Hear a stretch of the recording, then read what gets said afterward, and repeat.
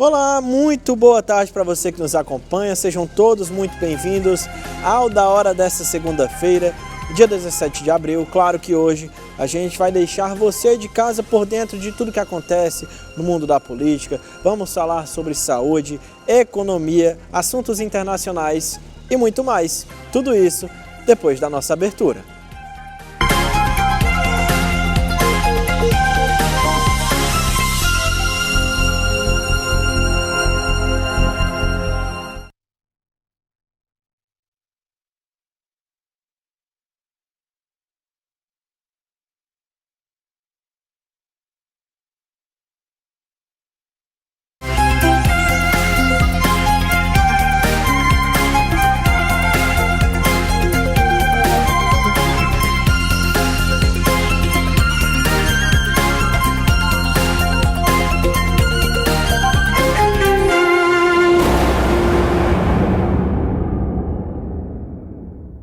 Olá, meus amigos, muito boa tarde para você que nos acompanha. Sejam novamente, muito bem-vindos ao Da Hora dessa segunda-feira. Já estou aqui com eles, como de praxe, Casqueiro.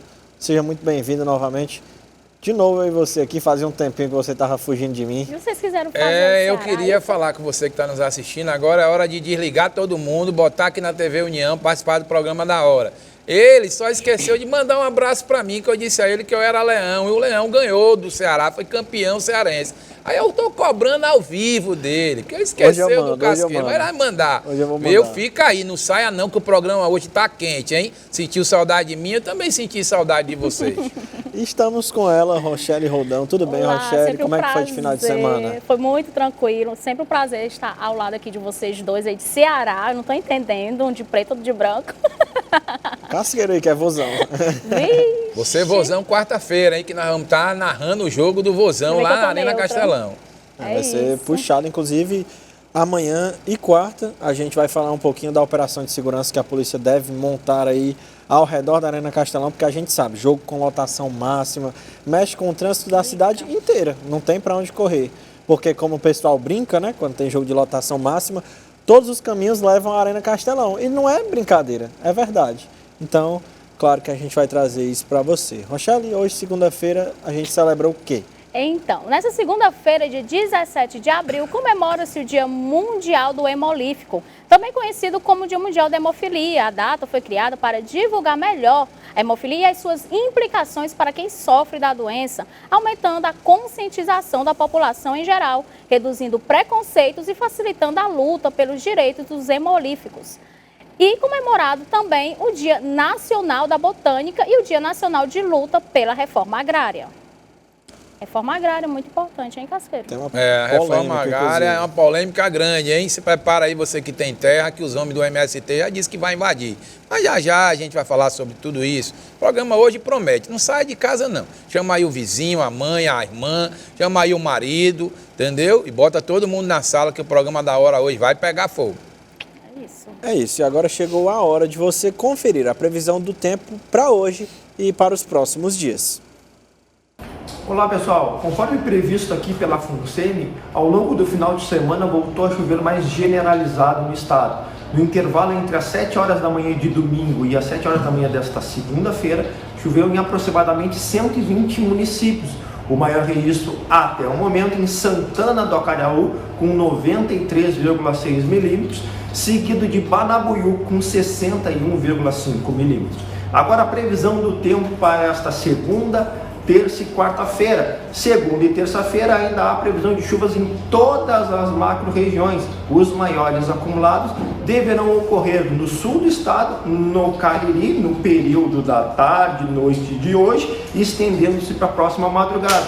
Também no noroeste do estado, litoral norte e Ibiapaba, no período da tarde principalmente. Nas demais macro-regiões, as chuvas devem ocorrer ao longo do dia.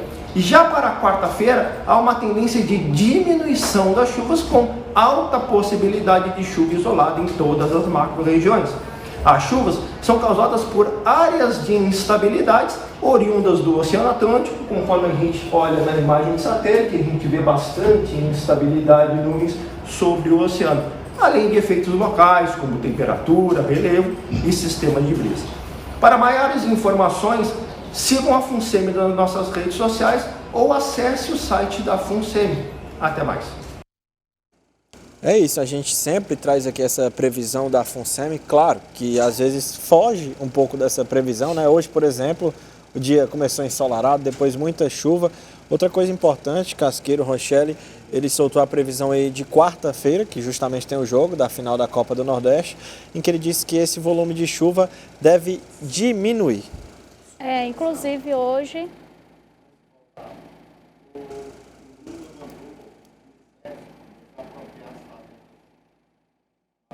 Informação de última hora aqui da nossa produção. Estava recebendo uma informação agora de última hora, informação. Né? Tivemos que parar aqui para ouvir o ponto, viu? Que aquele rapaz que fica aqui, ó, dizendo, tá acabando, chegou a hora, viu? E a informação vai pegar fogo já. Mas o que o Gabriel disse é extremamente importante. Vamos pedir a Papai do Céu, fecha a torneira aí, São Pedro, para que o jogo do Vozão, para que não acabe o gramado também. O gramado da Arena Castelão, hein? Eu vou ver se eu participo aqui um pouquinho do programa do Gabriel amanhã, para falar um pouquinho do gramado, que entregaram antes do prazo e não vai suportar tanto jogo assim como estão dizendo não, Gabriel. E eu acho que chuva, até né? um volume pequeno de chuva favorece o jogo, porque aí a bola vai rolar melhor. Agora, se chover muito, realmente como choveu sábado no jogo contra o Internacional, já prejudica. Já agora, atrapalha, a preocupação né, Gabriel? mesmo é para o jogo dar a volta lá em Recife no dia 3, porque quando chove muito, a Ilha do Retiro, que é a casa do esporte, não tem a mínima condição de receber chuva. A gente viu o que foi que aconteceu na semifinal, né? O jogo foi paralisado, só foi finalizado no outro dia. E numa final, acho que prejudica o espetáculo. Mas já, como o Casqueiro e a Rochelle falaram, a gente vai trazer essa informação bombástica de última hora que a nossa produção acabou de informar. Rochelle? E, entrando agora no tema política, Ciro Gomes defendeu o prefeito de Fortaleza, José Sarto, durante a convenção municipal do PDT em Fortaleza, neste sábado, dia 15. Estou procurando ser justo. Por isso, Sarto, eu tenho orgulho de ser liderado por você. E se você for candidato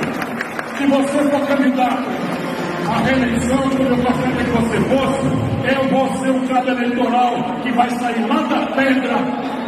Correu o trecho até para o Ayrton Senna, correu o trecho passando para pular todo o grande conjunto Palmeiras, descendo o ombro da Barra do Ceará para não ficar cansativo, sem esquecer o Vila Velha, atravessando o grande Mirambu. E aí, Casqueiro? Vamos lá, queria até dar um abraço aí pro Ciro Gomes. Estou esperando você, Ciro Gomes, o seu detalhamento dos 100 dias do governo Lula. Deixa eu falar uma coisa para a senhora. O PDT fez a convenção aqui, né? Foi lá no ginásio de uma escola. Mas eu quero lhe dizer para a senhora o seguinte. A senhora sabe política? Política é igual a vizinho. A senhora bota uma roupa mais bonita, o cara já está incomodado com a roupa que veste, que a senhora veste. A senhora comprou uma bolsa, ela já repara. Um bom celular, repara. Então, o que o Ciro fez aí agora, entenda, né? Houve uma ruptura do PDT na eleição para o governo do Estado. O Ciro rasgou tudo dentro do PDT e apoiou o Roberto Cláudio. O Roberto Cláudio não teve sucesso, ficando terceiro colocado na campanha do governo do Estado. Então havia dentro do PDT essa necessidade, essa reunião para que eles pudessem fumar aquele velho cachimbo da paz. Mas o que está em jogo aí é que eu preciso dizer para a senhora que eu não tenho medo, não. Eu não fico em cima do muro, diferente de algumas pessoas que chegam, se escondem, não quer falar. Vão me retaliar, vão dizer, vão mandar mensagem. Pode mandar a mensagem que quiser. Não estou muito preocupado, não. Por mim, você vai até para o quinto dos infernos. Você que é assessor, que fica aí sem querer receber ninguém. E aí, quando toma uma pancada do seu político, você manda mensagem dizendo que a gente pegou pesado. Mas a grande realidade aí é o seguinte: não tem condições do PDT ir a essa eleição com Roberto Cláudio. Essa é uma realidade. Por quê? Porque essa ruptura do PDT, o governo do Estado, lógico que vai impactar. Então eu vou contar uma historinha aqui de bastidor. Né? A vinda do Ciro é para apaziguar um pouco a situação que está fervendo, mas teve alguns vereadores que assinaram lá, que passaram para o PDT e que vão concorrer o ano que vem à eleição a vereador. Mas o papel aí, acredite, como é? Como é que eu vou explicar para a senhora? A senhora tem aí duas geladeiras, cabe as duas dentro de casa? Não. Então, o que é que o Ciro fez? Vai lançar a reeleição do Sarto.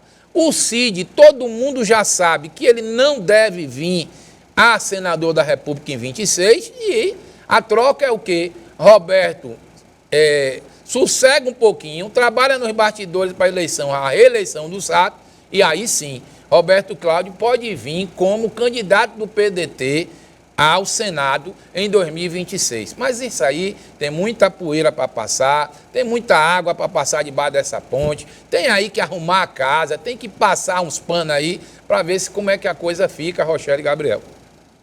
É isso. E a gente segue falando que o primeiro mandato do ex-deputado e atual governador Eumano de Freitas completou 100 dias na última segunda-feira. Os principais anúncios na data vão desde promessas de campanha a relançamentos e a manutenção de programas antigos criados na gestão do ex-governador Camilo Santana, numa versão repaginada, e a prova de fogo com deputados da oposição e do PDT de Roberto Cláudio, após o rompimento de aliança, como o Casqueiro falou agora.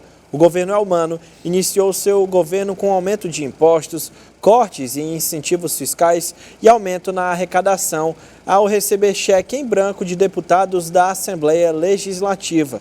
Em seguida, criou novos cargos e secretarias para emplacar aliados com altos salários. No dia de São José, em 19 de março, Eumano lançou e anunciou um pacote de 159 milhões em ações para fortalecer a agricultura familiar. Mas ainda o enfrentamento à fome, prometido em campanha, não saiu do papel. O governo Eumano ainda não zerou as filas de cirurgias, mas lançou o mutirão de cirurgias que está previsto para esse mês de abril. Eumano também não aprovou o novo piso salarial dos professores. Ele ampliou o relacionamento com deputados e prefeitos e emplacando obras e inaugurações. E aí, Casqueiro, sua avaliação desses primeiros 100 dias? Bota a câmera aqui. Joga pra cá, meu filho, que aí o pipoca é só pra mim. Deixa eu dizer pra você. Eumano de Freitas é um cara que eu conheço há muito tempo, desde 2012. Lutei com ele quando ele foi candidato a prefeito. Eu vou dizer pra você, o Eumano achou que a cana era doce. Mas quando ele sentou lá, que ele pegou a caneta, irmão, ele viu que o buraco é mais embaixo. Se eu aumento a minha cobrança de imposto, é porque estava faltando dinheiro. E aí eu tenho que remeter ao Camilo Santana, que disse para todo mundo que as contas estavam sanadas e que havia muito dinheiro no cofre.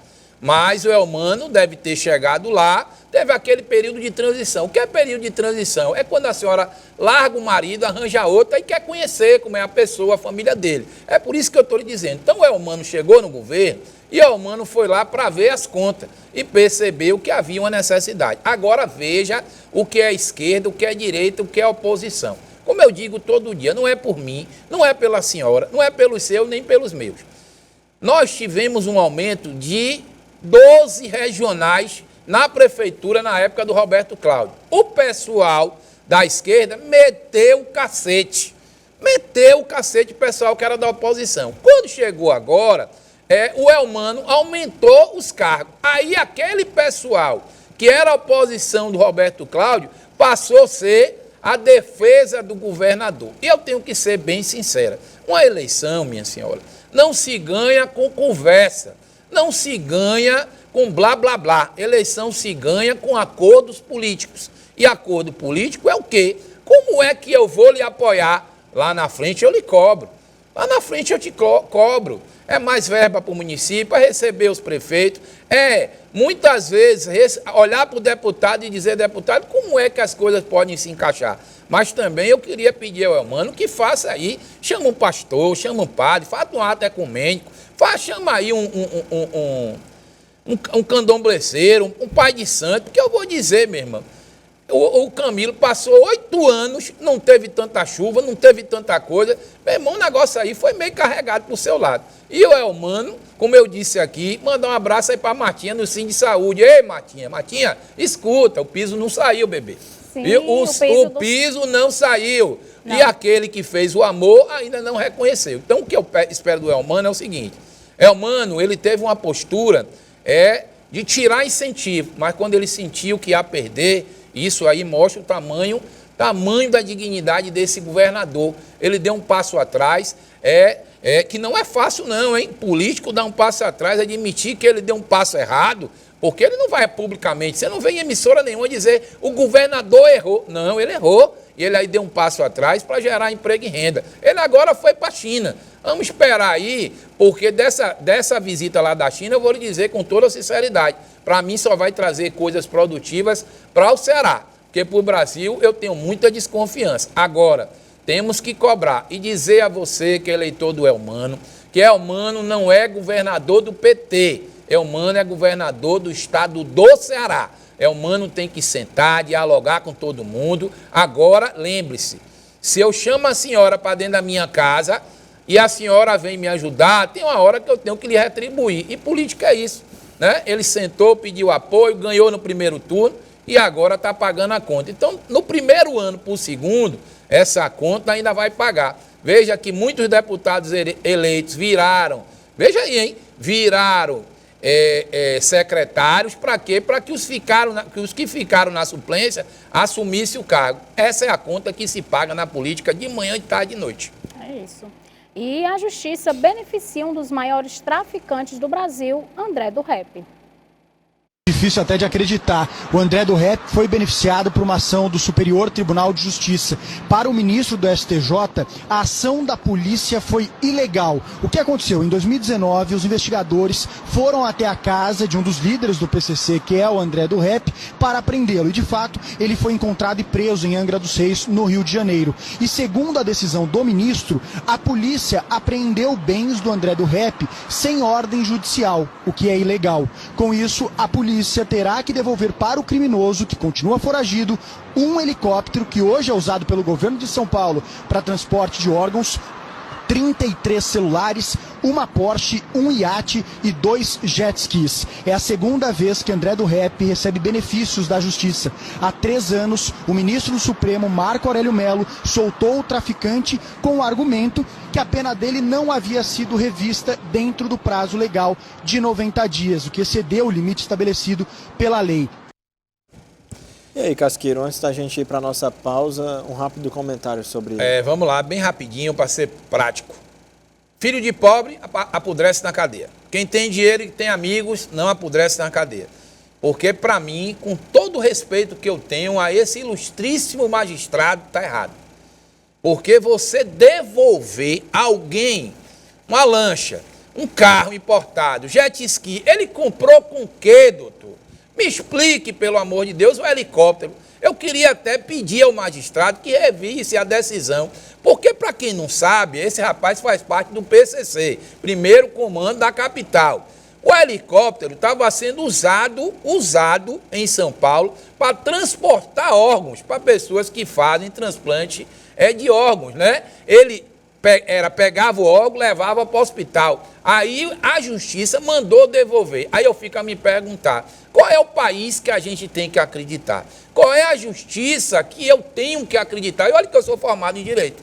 Eu fico olhando que o direito constitucional, ele favorece a quem tem amigos na corte e desfavorece a quem não tem. A maior prova disso é a quantidade de pessoas que ainda continuam presas, senhoras de 60, 70 anos, pelos atos de 8 de janeiro. Ainda. E o pior, não querem entregar as filmagens, porque deveria entregar a filmagem. Porque aí o Alexandre de Moraes, que foi ali, comeu uma quentinha, fez uma cara feia danada na hora que estava comendo a quentinha. Por que você está falando que uma coisa tem que tá vinculada à outra? Esse rapaz teve os bens apreendidos e a justiça mandou devolver. É isso, agora a gente vai para o nosso primeiro intervalo. Já, o da hora dessa segunda-feira, está de volta.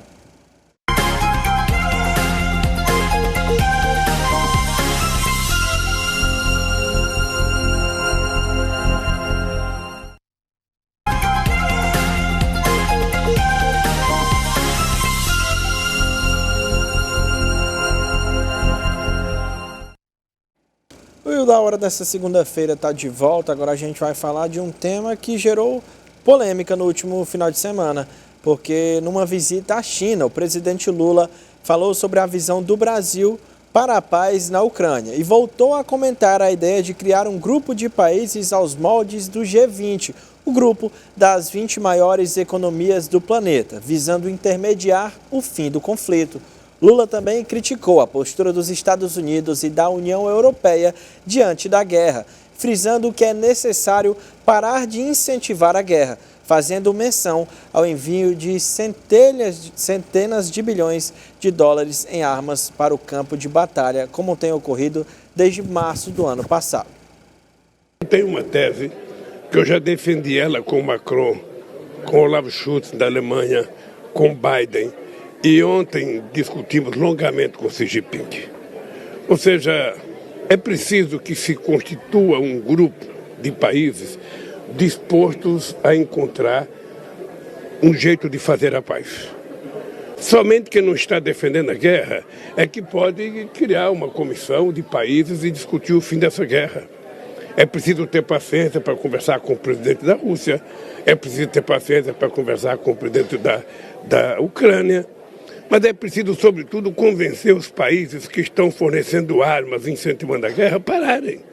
Eu acho que a China tem um papel muito importante, eu continuo reiterando que a China possivelmente seja o papel mais importante.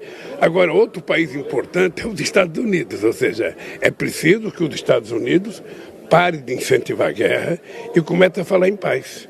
É preciso que a União Europeia comece a falar em paz, para a gente poder convencer o Putin e o Zelensky de que a paz interessa a todo mundo e a guerra só está interessando, por enquanto, aos dois. E aí, Casqueiro? Eu vou dar minha opinião, viu, para a senhora. Ninguém começa uma guerra sozinha. É mentira. Como diz minha mãe, né? Quando não quer, dois não brigam. Então isso é uma conversa. Deixa eu explicar para a senhora. O que é a Ucrânia, a briga da Ucrânia e da Rússia? A OTAN queria colocar lá aviões na Ucrânia porque ficava mais fácil de bombardear a Rússia. Ficava mais fácil. A Rússia, que não é boba nem nada, lembra da Rússia? É a antiga União Soviética, né? Que já foi uma potência e ainda é uma potência. Então, o que a gente tem que dizer para a senhora aqui, que isso é uma questão de quê? É uma questão de território, é uma questão de estratégia. A senhora sabe o que é o O? É um joguinho que você conquista, muito, viu, que você conquista, que você bota lá um tanque, que você bota uma coisa. Então, isso aí, minha senhora, nada mais é do que querer conquistar o território do outro. Mas muitas vezes não é só pelo território, é por uma defesa. Eu sou a favor de guerra, tá certo? Até mesmo porque se me mandasse para uma guerra, para eu dar um tiro numa pessoa que eu nunca vi, que nunca me fez nada, eu ficava preso. Agora, se invadisse o Brasil, acredite, aí eu ia defender meu país porque eu amo o Brasil. Eu sei que aqui dentro, meu irmão, a roubalheira é desgraçada. Haja roubo 24 horas. O povo rouba que não é brincadeira. E aí o que é que acontece? Mas o país é forte. Aí eu queria agora remeter essa fala do Lula. O Lula, calado, ele é um poeta, ele é um artista. Ele é assim uma pessoa que cada dia que passa ele me surpreende. Porque eu quero que vocês entendam. Como disse, que eu fico aqui, eu vou até aproveitar aqui a audiência da TV União do programa da hora. O Ciro Gomes na campanha disse que o Lula era um encantador de serpente. Mas fui eu que passei no meu programa lá, chamado Passando a Limpo, lá na Rede Multi, dizendo que o Lula é um encantador de serpente. Por quê, Casqueiro? Porque entendo o que é que o Lula tem a ver com a briga da Ucrânia e da Rússia. Me diga, nada. Preste atenção, pelo contrário. Você acha mesmo que a gente não tem que ter uma boa relação comercial com os Estados Unidos, com a União Europeia? É lógico que a gente tem que ter. A gente tem que ser não aquele que ateia o fogo, que a palavra do Lula foi dura, dizendo que os Estados Unidos é que tem interesse na guerra, que os Estados Unidos está botando dinheiro. Aí eu fico pensando, por que é que o Lula não fala, já que ele estava na China, de como é escravizado o povo chinês para trabalhar 30 horas por dia para poder produzir? Nada contra a China, pelo contrário. Só que lá, qual é a liberdade que as pessoas têm? Então, o que o Lula deveria, porque o Lula é um líder sindical, o Lula deveria ter sentado com o presidente da China para trabalhar as melhorias do emprego e renda dentro da China. Mas não pode. Por quê? Porque o Brasil importa muito para lá. E eu acho, Lula, com toda sinceridade, você deveria ter ido aí, ter feito acordos comerciais, ter trazido dinheiro, mas não vender o Brasil para o chinês. Eu acho que esse não é o caminho. Esse não é o caminho. Esse não é o caminho. Fazer uma parceria comercial é ótimo, né? Mas você chegar aqui e dizer, e ter coragem de dizer que o problema da guerra é os Estados Unidos e a União Europeia, eu sei, meu irmão, que eles viveram muito, muito na miséria dos povos do terceiro mundo. Mas a gente tem que entender o seguinte, cada um no seu lugar. Primeiro o Brasil tem que fazer seu dever de casa, mandar prender o prefeito que rouba, o vereador que rouba, o deputado que rouba, né? O presidente, mandar prender juiz que está envolvido com entrega de sentença, melhorar a saúde e a educação, fazer desse país uma potência. Aí sim, aí eu chego aqui, ó, vou até me ajeitar, hein? Chego aqui com o peito aberto, digo agora sim eu tenho moral para poder falar. Mas peraí, será que o povo esqueceu, o povo do mundo esqueceu que Lula passou 580 dias preso? Esqueceu não, gente. Aqui a imprensa diz o que eles querem ouvir. Lá fora, a imprensa divulga tudo. Ela traz as verdades do fato. E isso é uma coisa que esse programa tem que ter a coragem de dizer. Acho que a ida do Lula foi ruim? Não. Eu acho que foi ruim a mulher do Lula, nessa ida à China, querer comprar uma mesa de 200 mil reais. Que aí eu queria dizer, mandar um abraço aí, de coração, agradecer ao Rui Costa, que disse não vai comprar uma mesa de 200 reais. Peraí, o pai do pobre não era para sentar numa mesa de plástico? Porque não tem mesa mais barata? Porque a cama custou 42 mil. Tem o sofá também. O sofá custou 65 mil. Será que o Lula realmente está preocupado com o que o povo está fazendo aqui? Vou dar um exemplo, acabou de chegar aqui, né, de primeira mão. Você viu que todo mundo ficou estarrecido. Veio uma mensagem aí que o Exército está baixando nas terras lá no Amazonas, né, de helicóptero, entrega o documento e diz, ei, bebê, caia fora daqui, me dê seu gado, caia fora daqui, você tem 5 dias para catar o que é seu e se picar daqui. A senhora já imaginou? Eu vou lhe explicar. Já imaginou, a senhora está agora aí assistindo da hora, fazendo aquele feijãozinho, né? Põe um pouquinho de carne de charque para dar um gostinho, faz aí o arroz, bota aí o disco voador, aí a pessoa chega e diz, ei, cai fora aí. E esse cara que cuidou da terra, que arou, que adubou, né, que tomou financiamento, esse gado vai para onde? Para onde é que esse gado vai? Vai morrer, vai ser abatido, vai ser entregue aos pobres? Claro que não. Então a gente precisa realmente dar uma olhadinha no que está. Acho que a ida do Lula à China, ela foi importante, com uma condição. Eu acho que ele poderia ter ido lá, fechado os pacotes comerciais e dizer, vamos deixar eles se resolverem aí, e o Brasil, o papel do Brasil é de neutralidade. O Brasil não tem força para brigar com ninguém ainda no mundo, para dizer, levantar a cabeça, o culpado. Que culpado? O que é culpado para a senhora?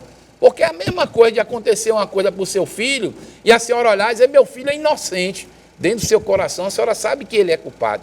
Mas quem é o culpado? Quem é o vilão dessa história? Porque é maior do que a TV União, maior do que o Gabriel, do que a Rochelle, do que o Casqueiro, o Walter Barra Davi que está aqui, o Felipe, é maior do que todo mundo. Isso é uma política mundial, onde as pessoas têm que entender o seguinte, como dizia minha mãe, manda quem pode e obedece quem tem juízo. Casqueiro, em relação ao Amazonas, que dizer que o Amazonas não é do Brasil, como assim?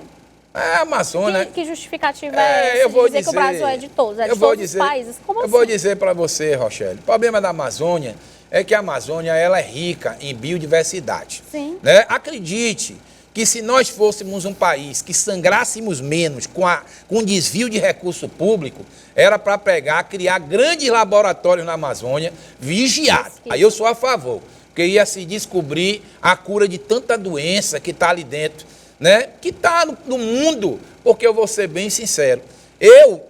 A Amazônia é do Brasil, a Amazônia não é da ONG, e eu queria falar para você que é de ONG. Se você faz um trabalho sério, parabéns. Mas se você está aí só para mamar na teta, a senhora sabe o que é a teta? A senhora bota o menino aqui no peito e faz... Mama na teta, mama na teta. É o que muitas ONGs fazem. Recebe o dinheiro de fora, toma dinheiro do governo, aí depois cria confusão. Porque eu vou lhe dizer uma coisa. Por que é que o movimento sem terra só quer invadir terra produtiva? Pega ali, meu amigo, vá arar, vá adubar, vá receber investimento. Não tem condições disso acontecer. Porque a mesma coisa, o Gabriel está com o carro dele, que é uma Mercedes, e eu chegar para ele e dizer, desce do carro, bebê. Recebe, Gabriel. Perdeu, me dá o carro aí. Aí o homem chega de Mercedes, eu chego no Fusquinha, pro programa da hora. É isso que a senhora tem que entender. Aprenda, todo dia eu digo nesse programa, escute, veja, pense, fale e cobre, Mas não caia no conto do vigário não, hein? Não caia no conto do vigário que o pai do pobre comprou uma cama de 42 mil, um sofá de 65. O sofá eu até admito, quero até aproveitar essa audiência. Você que está em casa nos assistindo, está do lado da sua mulher, nunca deixe sua mulher comprar um sofá que não tenha um preço bom, que seja confortável. Porque um dia ela quer dormir de calça jeans, está brigado com você, ele bota para a sala e você vai passar uma noite horrível. Então o sofá tem que ser confortável. Não, o sofá é só a favor, porque se a gente já brigar com ele, ele vai ter um sofá confortável, dorme bem a noite inteira. Só para deixar claro que a Mercedes só nos sonhos, por enquanto. Mas receba, Gabriel. Eu já estou profetizando na vida do Gabriel. Ele não fala muito não, mas a gente sabe, entendeu? Ele é igual uma pessoa que eu conheci, que ela fazia carteira de estudante. E aí eu encontrei ela descendo dois quarteirões da faculdade numa Mercedes. Aí o motorista descia e abria a porta. Aí eu olhei para ela e disse, mulher, o que é que está acontecendo? Para que é que tu quer carteira de transporte coletivo? Ela, não fale para ninguém, pelo amor de Deus, que eu venho de Mercedes para a escola. Aí ele esconde o leite, mas a gente vai seguir o programa. É isso, agora a gente vai para o nosso segundo intervalo e já o Da Hora tá de volta.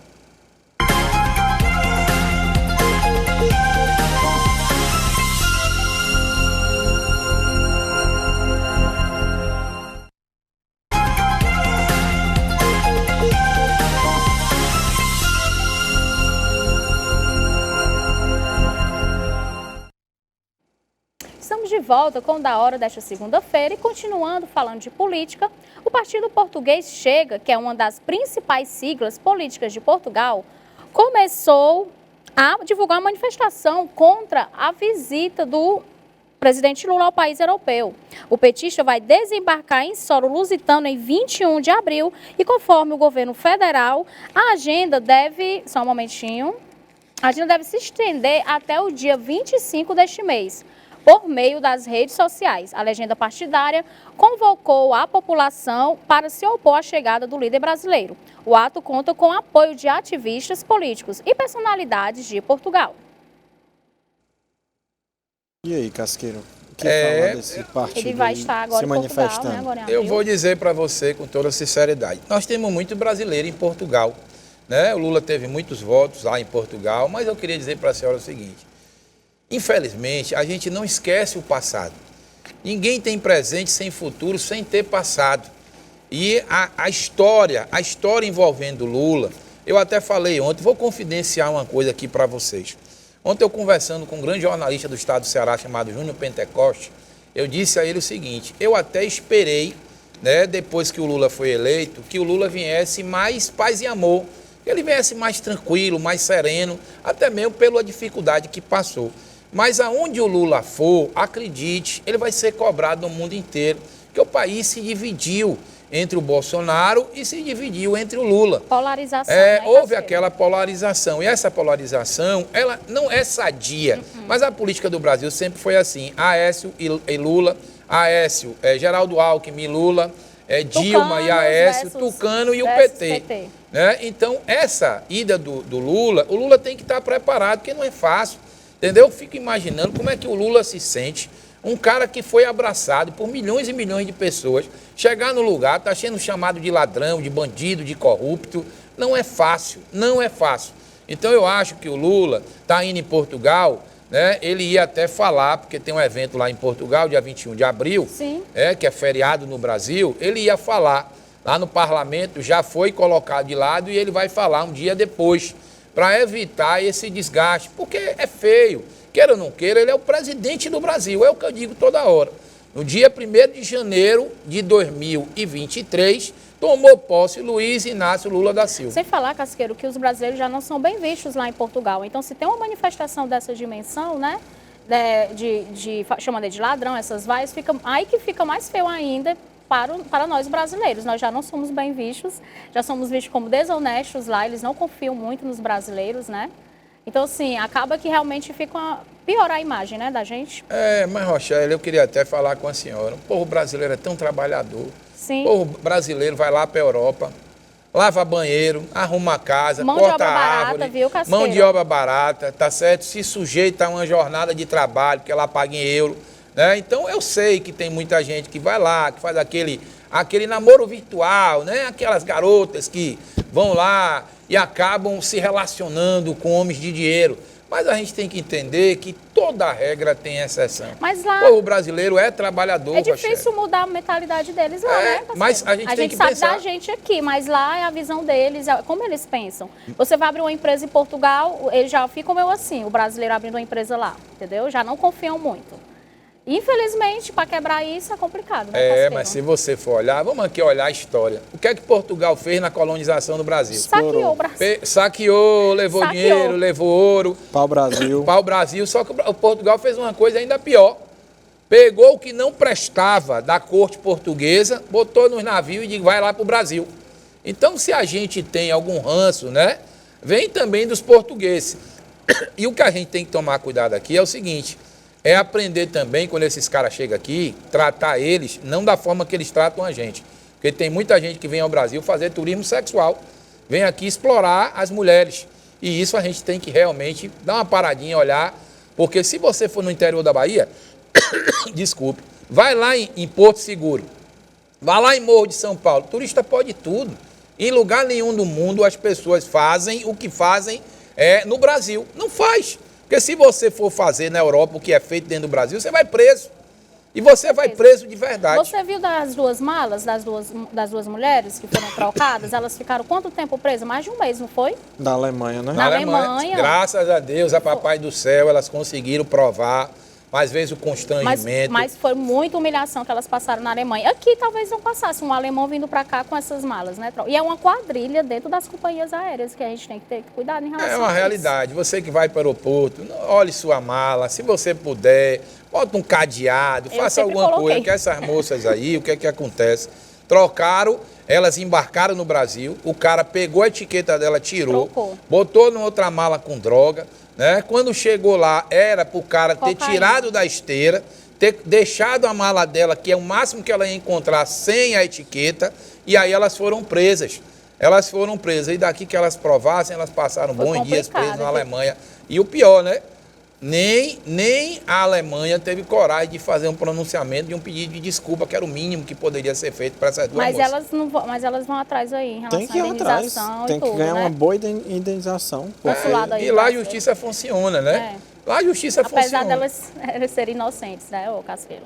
Porque você provou. Daqui que você prove que Chico não é Francisco, a cadeia comeu. E trabalhadores da Mercedes-Benz serão afastados por até 3 meses, conforme uma projeção inicial da montadora.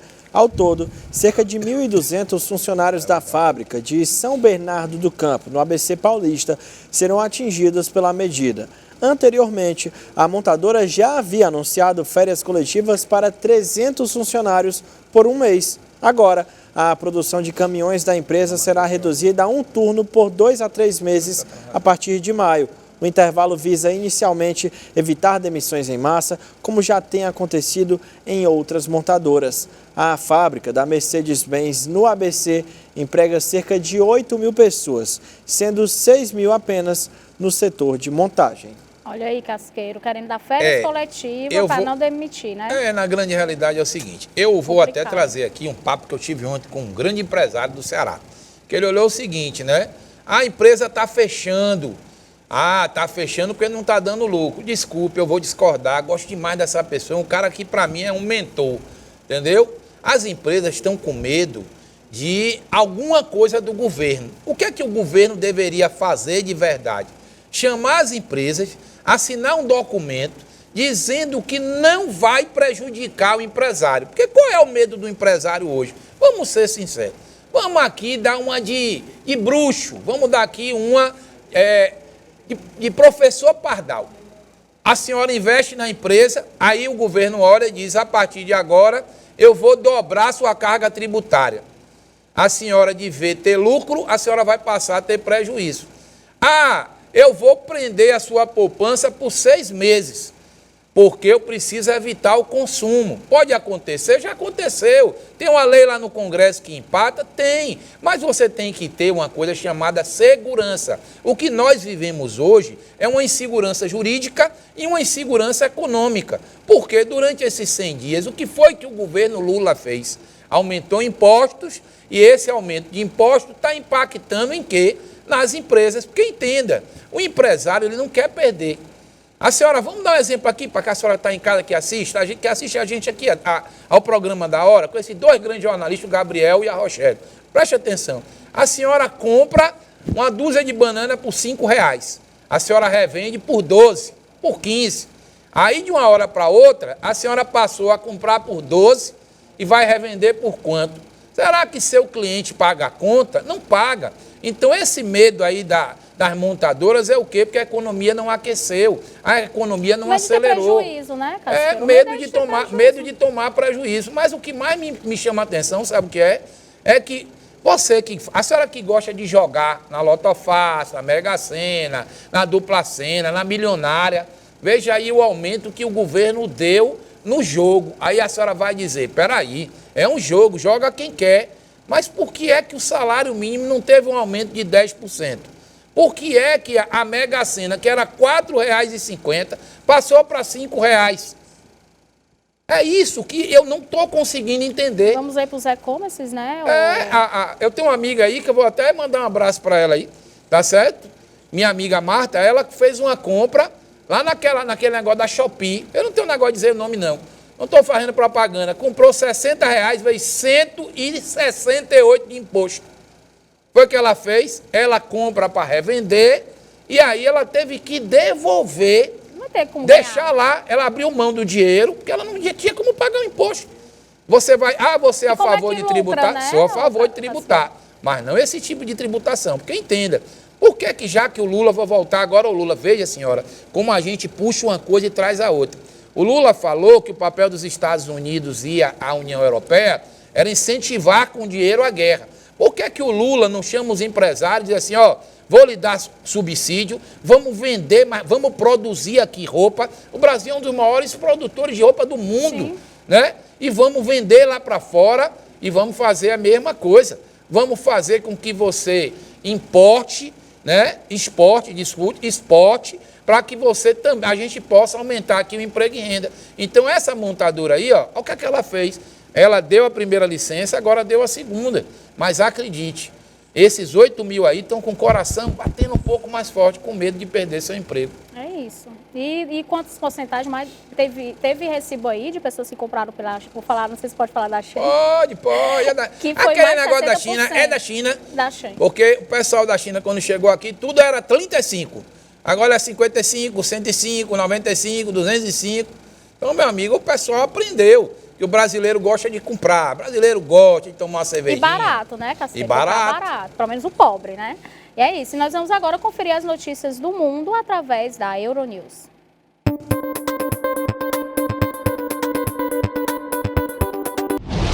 Quase 14 anos depois da tragédia, a justiça francesa absolveu nesta segunda-feira a fabricante europeia Airbus e a companhia Air France pelo acidente do voo 447 Rio-Paris, em 2009. As duas empresas eram julgadas por homicídio doloso, do desastre que matou 228 pessoas. O Tribunal de Paris absolveu as duas empresas por considerar que, embora tenham cometido falhas, não foi possível demonstrar nenhuma relação de causalidade segura com o acidente. Os violentos confrontos que acontecem desde sábado entre o exército e paramilitares deixaram ao menos 56 civis mortos e centenas de feridos no Sudão, informou o Comitê Central de Médicos do país africano neste domingo. As últimas semanas foram marcadas por fortes tensões entre os dois generais que lideraram o golpe de outubro de 2021. O chefe do exército Abdel Fattah al-Burhan e o chefe dos paramilitares das Forças de Apoio Rápido Mohamed Hamdan. As divergências se baseiam principalmente no futuro dos paramilitares em sua integração às Forças Armadas. As Farc disseram ter assumido no sábado o controle do Palácio Presidencial e do Aeroporto Internacional de Khartoum. Já o exército sudanês informou que a Força Aérea do país destruiu as bases de Tibas também localizadas na capital, como consequência da violência. O opositor do governo russo Vladimir Kara-Murza foi condenado a 25 anos de prisão nesta segunda-feira por uma série de acusações. Kara-Murza, muito próximo do opositor Boris Nemtsov, que foi assassinado em 2015, era uma das últimas vozes críticas ao Kremlin, que não estava preso ou exilado no exterior. após um julgamento a portas fechadas. O Tribunal de Moscou anunciou que Karamurza é culpado de alta traição, divulgação de informações falsas sobre o exército russo e trabalho ilegal para uma organização indesejável. Com todas as acusações, ele foi condenado a uma pena acumulada de 25 anos de prisão em uma colônia penal de regime severo, o que implica condições de reclusão estritas. O Ministério Público havia solicitado esta condenação. O opositor de 41 anos deu um breve sorriso ao ouvir a condenação dentro da cela em que estava no tribunal. Também gesticula para pedir que seus apoiadores não escrevam para ele na prisão. Uma de suas advogadas, Maria Bon, anunciou que Karamurza vai apresentar recurso e denunciou violações processuais graves durante o julgamento.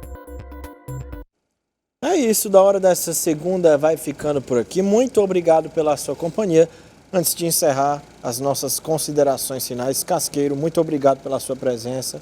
E aí, o que é que você tem a falar? Queria agradecer a você que está assistindo esse programa, né? Que está aumentando cada dia mais a audiência. Se ela me chamar, amanhã eu estou aqui. Se ela não me chamar, eu estou bem longe daqui.